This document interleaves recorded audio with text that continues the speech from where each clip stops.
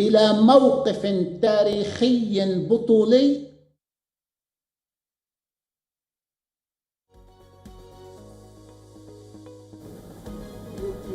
Hezbollah is a crucial part of Lebanon's security and political structure. The group traces its origins to the 1982 Israeli invasion of Lebanon, which was aimed at removing the Palestine Liberation Organization from the country. Hezbollah holds significant influence over the Shia-dominated areas in Lebanon.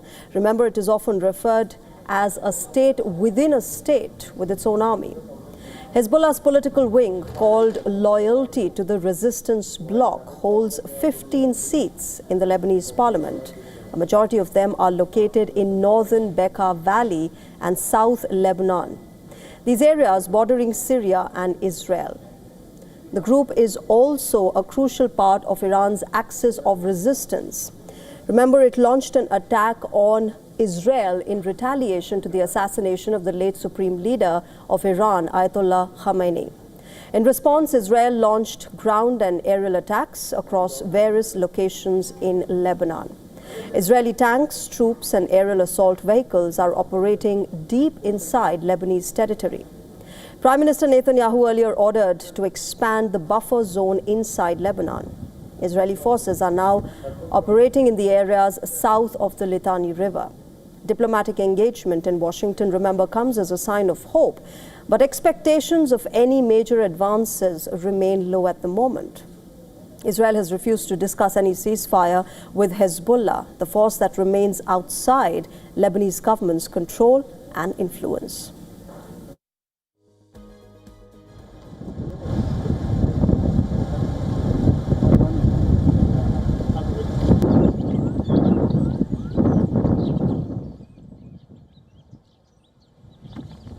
White smoke was. Yeah, can you see a tank around there, mate? Because it looked like. All right, let me welcome Matthew Ho, Associate Director at the Eisenhower Media Network. He's joining us live on the broadcast from North Carolina. Matthew, thank you very much for sparing the time to speak with us. I want to start by asking you what your expectations are from these talks. There is Prime Minister Benjamin Netanyahu who says that Hezbollah must disarm, and that is one of the conditions that he says is going to be there if you want the strikes on Lebanon to stop. The Lebanese government, of course, is domestically under pressure from Hezbollah. Therefore, what are you expecting in these talks? Well, thank you for having me join you. I think essentially the Lebanese government is going to get a talking to in Washington, D.C. The United States, of course, is not a neutral arbiter here. They're not a moderator who isn't also a participant, if you will. So I think what is going to happen is the Lebanese government is being brought to Washington, D.C., to make it clear that the Americans are on the side of the Israelis, and that through whether it's inducements or it's punishment, so either a carrot or a stick approach, and I'm sure the Americans will use both, that the Lebanese government needs to hew to the American and Israeli demands and put the pressure on Hezbollah that the United States and Israel has been demanding of it for many years. So I think that's essentially what the outcome is going to be here, is going to be a Lebanese government that is being pressured by the Americans to go along with the Israeli Israeli goals here, and again to put that pressure onto Hezbollah. And how much of that pressure would actually work, do you think, on the Lebanese administration, considering the fact that Hezbollah is, a strong political and militant force within Lebanon? Well, that's the issue here, right? Is that you do have a Lebanese government that is the legal government of Lebanon. It's a de jure government, but it's not the actual de facto government in many parts of the country, particularly, say, in southern Lebanon or eastern parts of Lebanon. So you have that real issue where the Lebanese government just simply cannot tell Hezbollah what to do. They simply don't have that power, haven't ever had that power. It's inconceivable to think that they will have that power.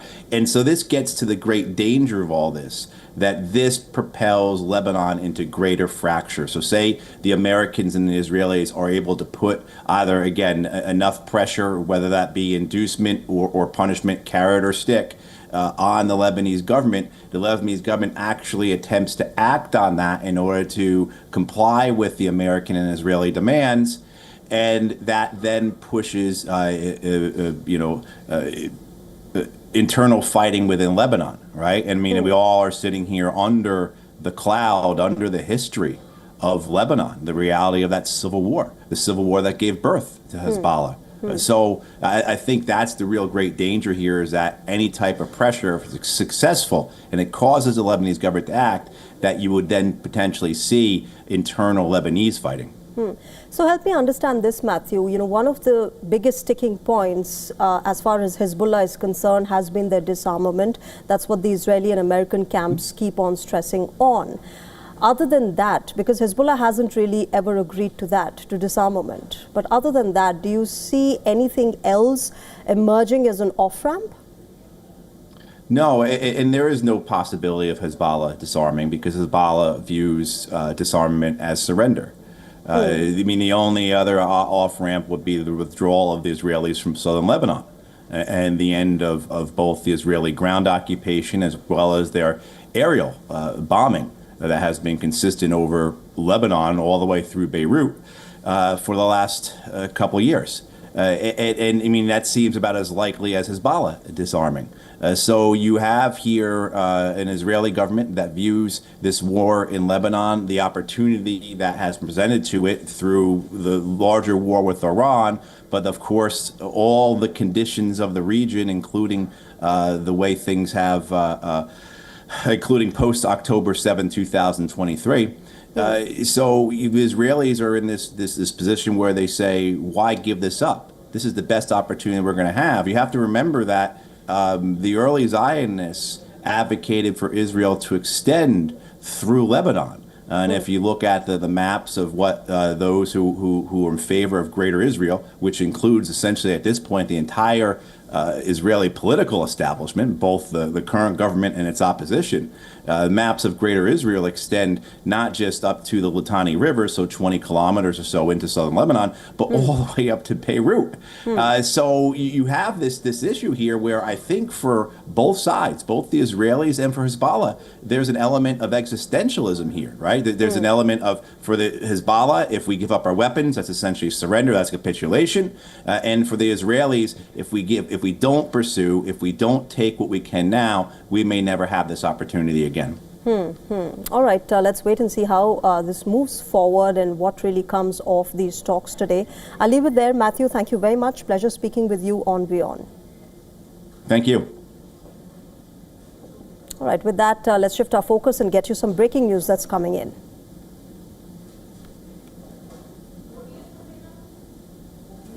Right, that's the big breaking news that's coming in at the moment. Prime Minister Narendra Modi has received a phone call from the American President Donald Trump. The Indian Prime Minister has now released a statement on his X handle that says, and I quote, "We reviewed the substantial progress achieved in our bilateral cooperation in various sectors. We are committed to further strengthening our comprehensive global strategic partnership in all areas." We also discussed the situation in West Asia and stressed on the importance of keeping the Strait of Hormuz open and secure. Remember, this is the third phone call between the two leaders this year and the second one since the US and Israel launched their war against Iran. Two very important takeaways from this phone call, 40-minute duration of this phone call that happened between the Indian Prime Minister, Mr. Narendra Modi, and the American President, Donald Trump. One is, of course, the stress on having the Strait of Hormuz open and secure. And the second one, of course, is the strategic partnership between the two countries. Let me quickly go across to my colleague Siddhant Sibbal, our Assistant Editor for Foreign Affairs, joining us with more details. Siddhant, get us more details. One, of course, is the emphasis on the Strait of Hormuz being open and secure. The other one being the India-US bilateral relationship. Well, a significant conversation between the two leaders. Now, this is the third conversation between the two leaders this year after the conversation that happened when the trade understanding was announced and then after the conflict started. Now, essentially, Hormuz is going to dominate the issue given the fact that how it is impacting the global fuel prices and supply chain, but also on the India-US relationship. Now, remember that the Indian Prime Minister travels to France in the month of June for the G7 summit, and the American president is expected to be there as well, and it is expected that both leaders can have their first bilateral there in months, given the fact that the last time they in person met was in February of 2024. Now, also on the table is a focus on not only the issues of trade, but also the issue of cross-border terrorism that, of course, is a concern for India. We have seen increased closeness between U.S. President Donald Trump and the Pakistani leadership, and that, of course, will be a cause of anxiety here in New Delhi. So several areas of conversation between the two leaders, but above all, the focus on how to give a direction to the India-U.S. relationship, Yes. which obviously doesn't look very in positive direction. All right, Siddhant, thanks very much for joining us with those details. Of course, the Prime Minister of India now receiving that phone call from the American president. Lots and lots of details of their phone call being emphasized upon, being stressed upon, and being focused upon the India-US relationship. My colleague Susan Teherani is also joining us live from New York. Susan, the American president has called the Indian Prime Minister. Are you getting more details of why this outreach was made by America? I think we can really get an understanding from Prime Minister Modi's post on X, and I'm sure that we'll hear from President Trump shortly as well.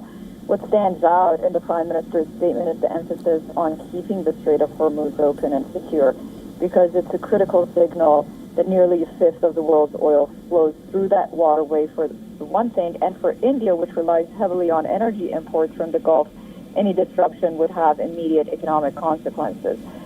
So what this call really shows is that the Iran conflict has really moved beyond a regional crisis, and major powers like the United States and India are now coordinating possibly to prevent a global energy shock and to ensure that shipping lanes remain open.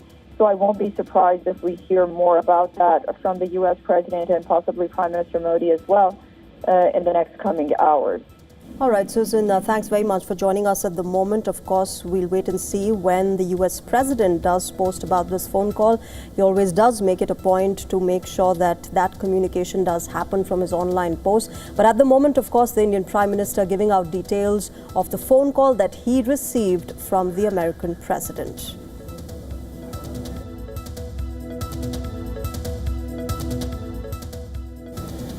All right, let's talk about the United States Congress. It is roiling with scandals. 2 lawmakers are facing possible expulsions, and 2 have already resigned after allegations of sexual misconduct.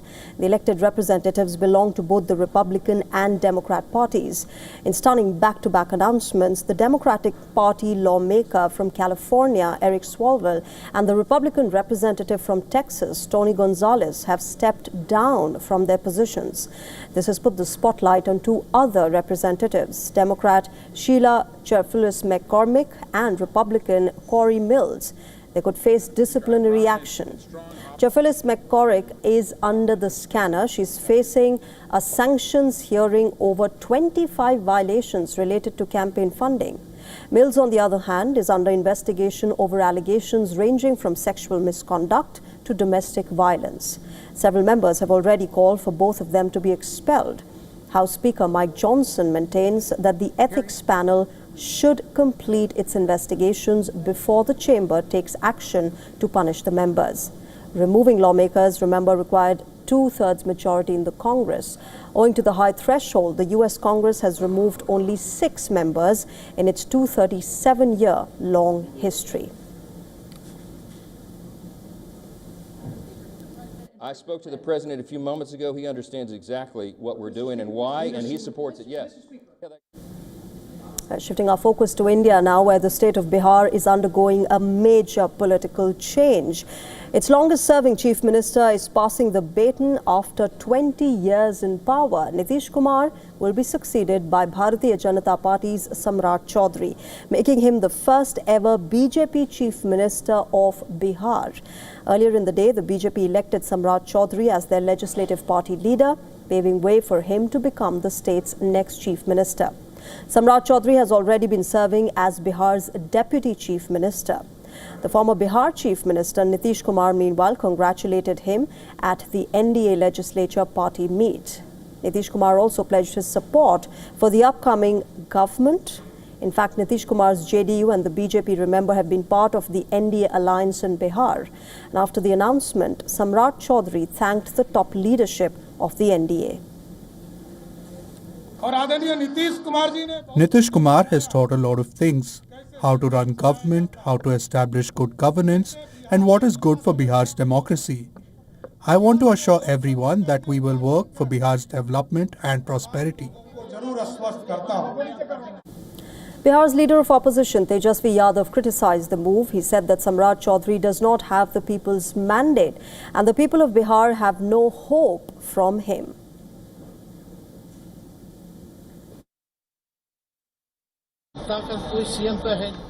This chief minister is not chosen by the people of Bihar. People of Bihar have no hope from these people. Samrat Chaudhary failed to control crime during his tenure as Home Minister of Bihar. All right, moving on. Hungary's opposition TISA party, led by Peter Magyar, has won the country's parliamentary election, and this marks an end to Trump ally Viktor Orban's 16-year grip on power. Orban congratulated Magyar, calling the election result as painful but clear. The American Vice President J.D. Vance, remember, was in Hungary last week to campaign for Viktor Orban. Following the election results, Vance said that he was sad but promised that Washington would work with his successor. I'm sad that he lost. We'll work very well, I'm sure, with the next Prime Minister of Hungary. Meanwhile, Ukraine's foreign minister said that Hungarian election results will open a new page in bilateral relationship. Peter Magyar will take his oath of office in May. Now, as per reports, the new Prime Minister could potentially lift Hungary's veto, allowing the European Commission to provide Ukraine a loan.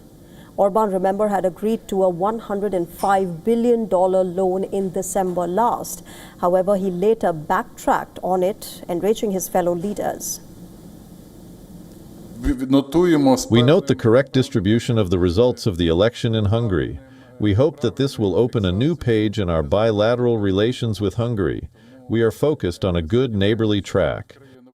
The United States and Ukraine await Peter Magyar's next move. The Prime Minister-elect also faces the task of loosening Viktor Orban's grip on Hungary's institutions. And among the many challenges, Magyar faces the task of reviving a struggling economy, tackling corruption, and restoring public services. Rebuilding ties with the European Union could also be another priority, especially to unlock billions in frozen funds. During the transition period, all eyes will be on negotiations with the Orban-era officials. Any hiccups there could slow reforms. The big test now is if Magyar can deliver real change after 16 years of entrenched power.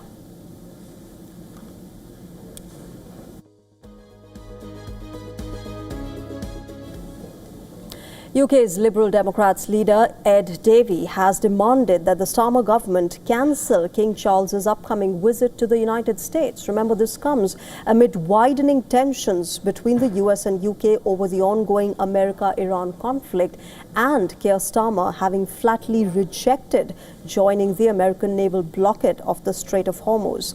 Calling Trump's behavior as dangerous and reckless, Davey said that sending the king to the US right now would be embarrassing for the UK.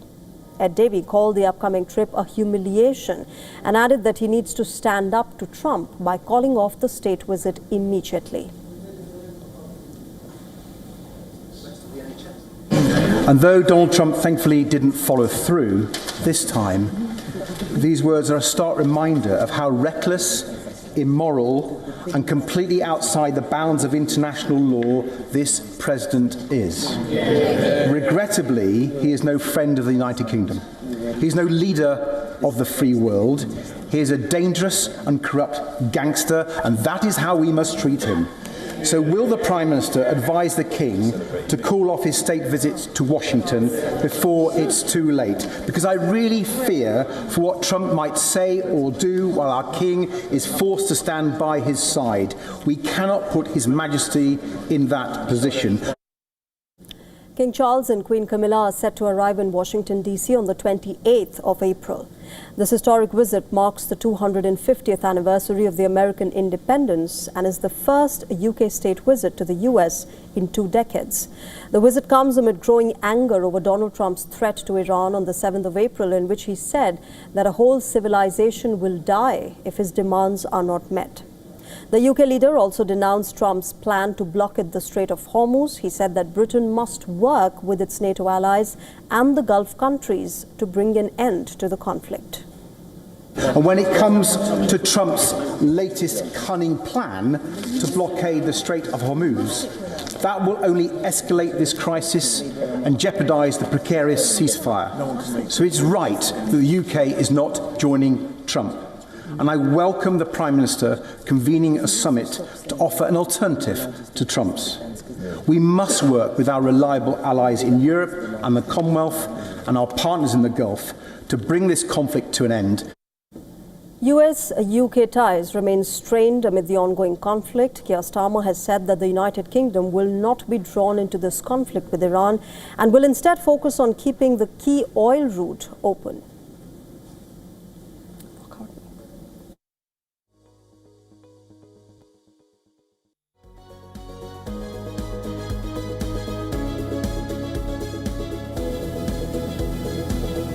All right, with that, it's a wrap on this edition of Race to Power. But as always, we will keep getting you news and updates from across the world. Thank you very much for joining us tonight. Bye-bye.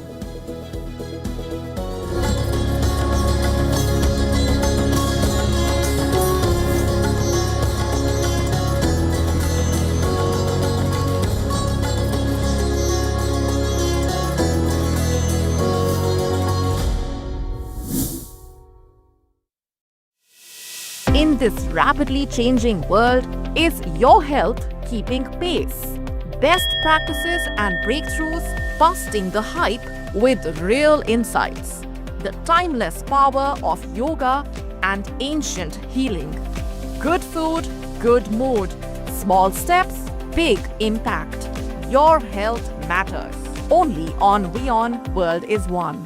Because nothing matters more. The stress of our world can take a toll on our physical and emotional health. Here, in New York's Catskill Mountains, lies a luxurious place of healing called WION Wellness Center. The WION Wellness Center provides 500,000 square feet of natural methods to manage diabetes, hypertension, chronic pain, obesity, depression, anxiety, and other conditions. We use the traditions of centuries-old natural science from India, yoga, Ayurveda, acupuncture, and naturopathy in personalized programs that help you take charge of your own health. A minimum 5-day stay is recommended for best results. Book now at yo1.com. WION, India's global voice, the channel that brings you the biggest stories from across the world through India's lens. Now available in more than 190 countries worldwide. Because we believe that the world is one. Watch us in Africa, Europe, USA and Canada, South America, Asia Pacific, Middle East and North African regions. Also available on these digital platforms across the world. WION. World is one. 5 states, 1 powerful voice. From Tamil Nadu to West Bengal.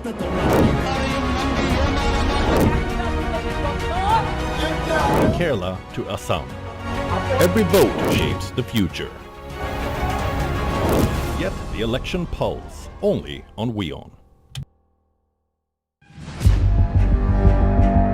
Where darkness hides behind every corner.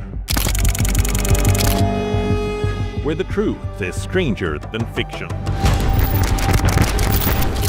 A show that dives deep into the stories which shock and mystify. Unsolved murders. Psychopaths who defy explanation. International war crimes. And millions swindled in financial fraud. The victims, the accused, and the sinister plot. Crime is your front row seat to darkness.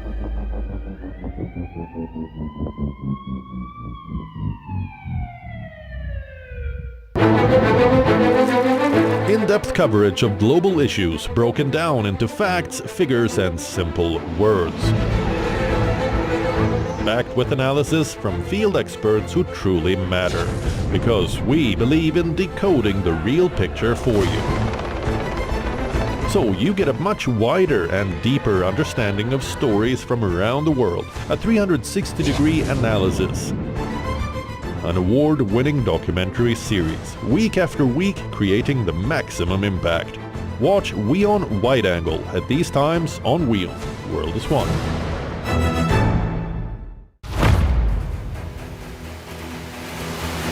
Get the latest updates. Destroy their Breaking missiles news. and raise their... Credible, clear, continuous. Experts across aisles. Diverse voices, one platform. WION World is One.